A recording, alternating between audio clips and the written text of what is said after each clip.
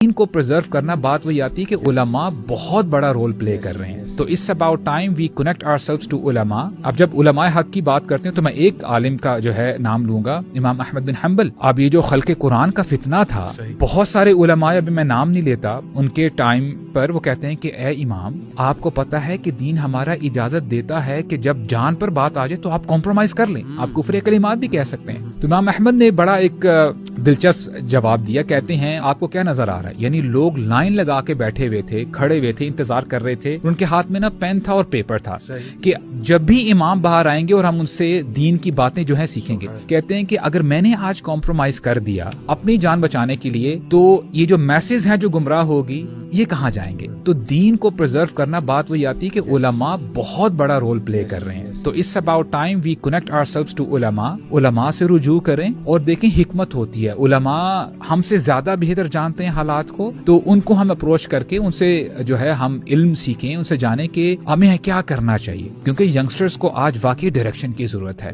Confusion ہے.